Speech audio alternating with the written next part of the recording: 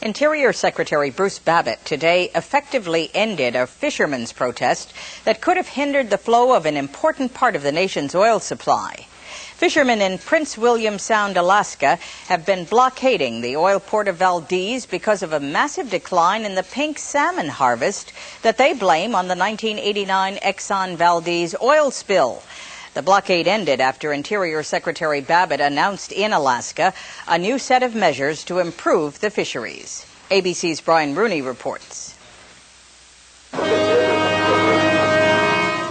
The blockade was within days of shutting down the whole Alaska pipeline because tankers couldn't take away the oil in Valdez.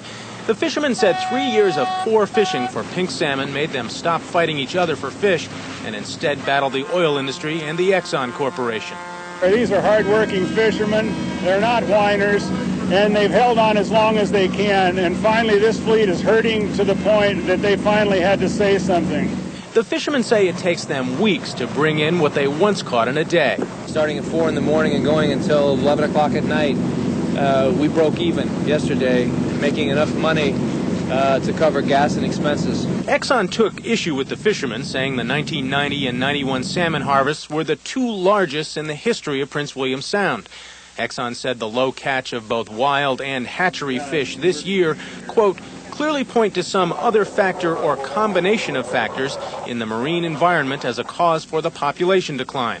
In short, it says the spill of 11 million gallons of oil is not to blame. We've been out there doing our own study with our nets. We aren't catching anything. Interior Secretary Bruce Babbitt had even harsher words for Exxon. I think it's outrageous that an American corporation with the size and sophistication of the Exxon company doesn't have the will to come and sit down and talk. Babbitt also promised he would try to do what no one has before, get Exxon to settle the damage lawsuits brought by the fishermen. Brian Rooney, ABC News.